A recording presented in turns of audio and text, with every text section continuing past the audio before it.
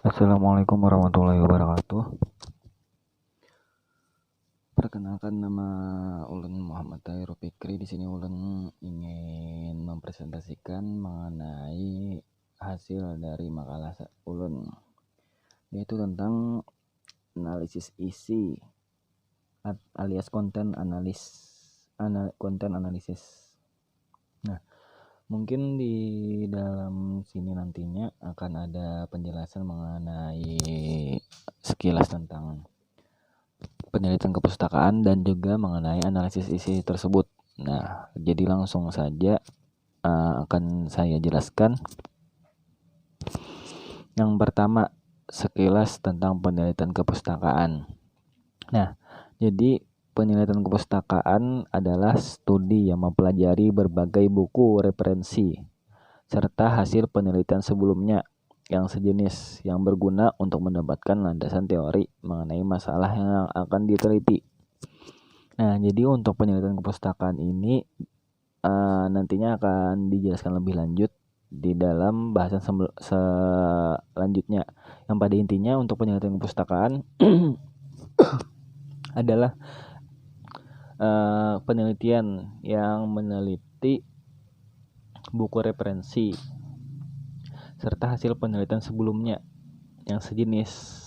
Karena ini kita di lingkungan bahasa Arab, otomatis referensinya itu juga merujuk kepada hal-hal yang terkait bahasa Arab, lebih tepatnya itu terkait pendidikan bahasa Arab.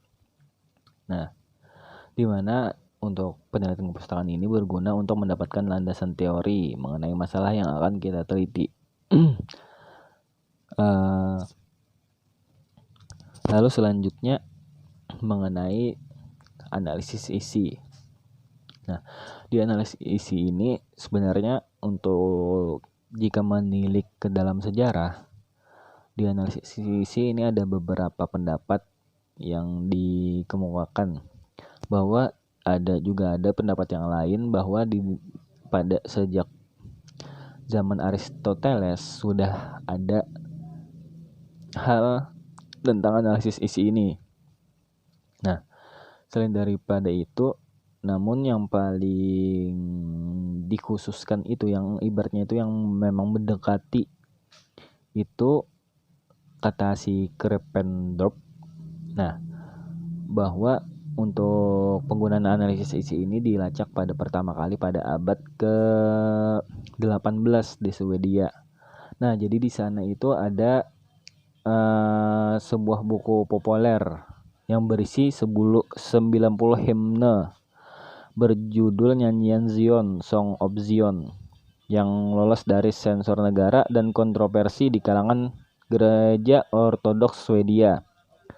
Nah, tapi ibaratnya itu orang-orang di sana mereka khawatir jika nyanyian tersebut menyimpang dari ajaran gereja.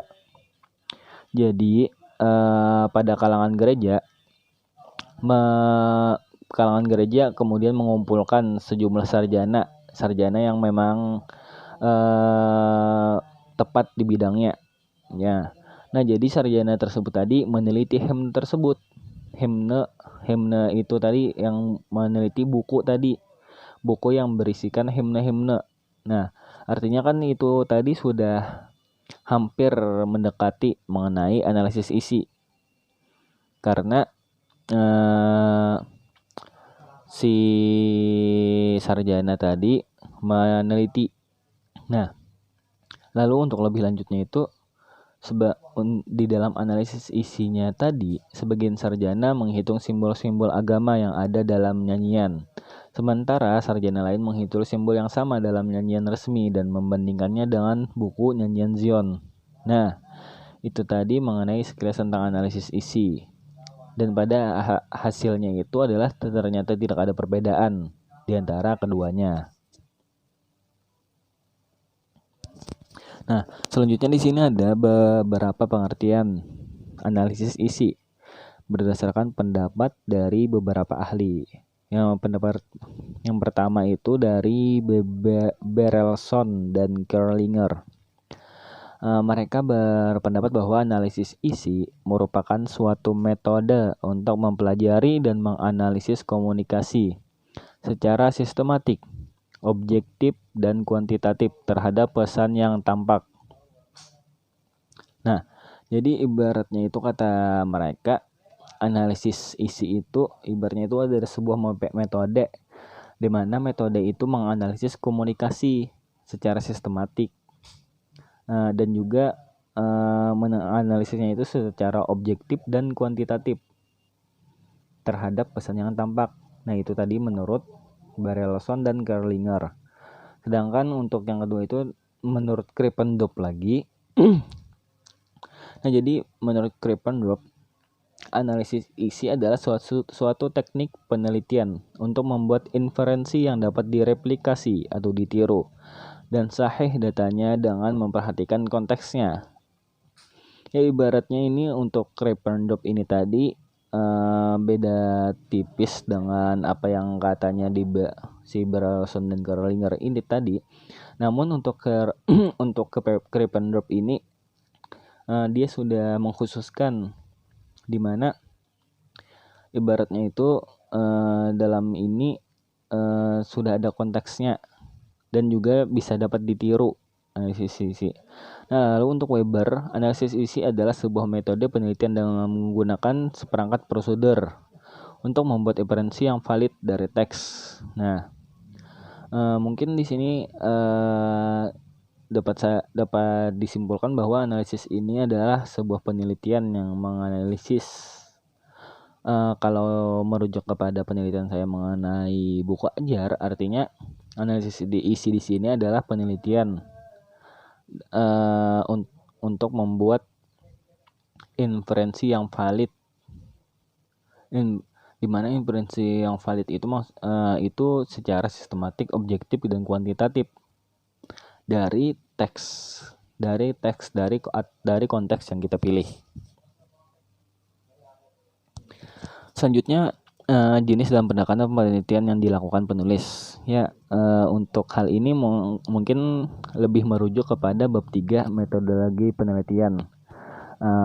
Sebenarnya di sini saya juga bingung mengenai isi makalahnya itu sebenarnya apa yang dikehendaki Ibu, tapi saya berpikiran untuk merujuk ini karena hal ini juga termasuk di analisis isi juga, masih merujuk.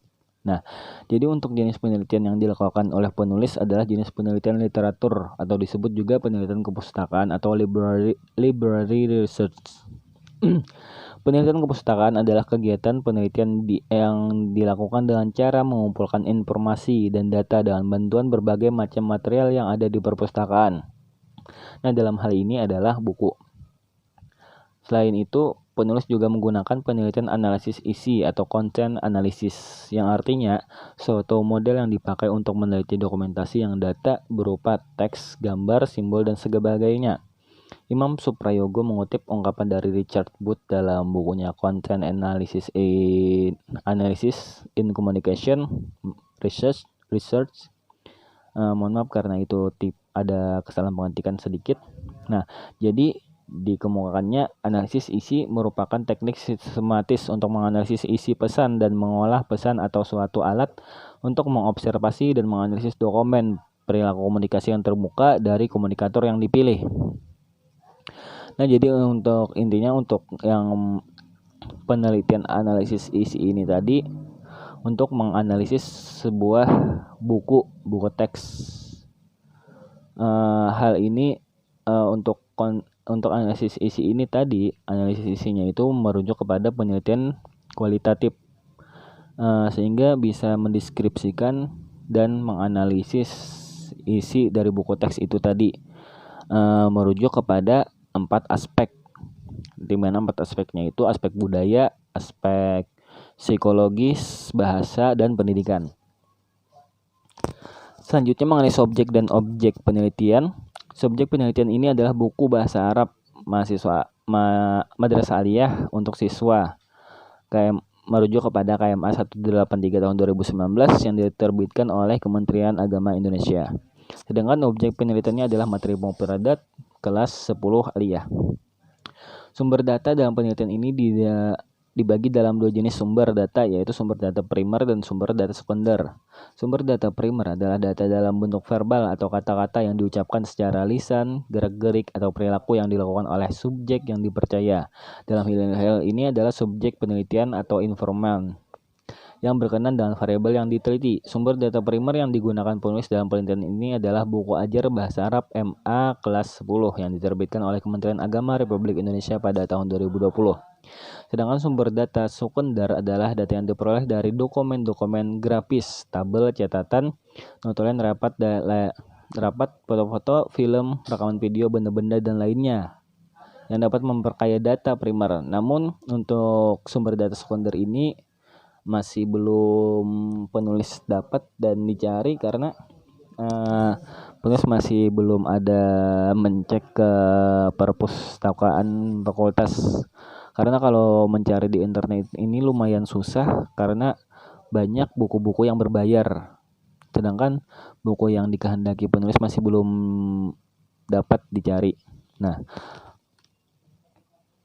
ya mungkin itu tadi penjelasan mengenai analisis isi. Salah hilap mohon maaf. Billahi taufiq wal hidayah. Wassalamualaikum warahmatullahi wabarakatuh.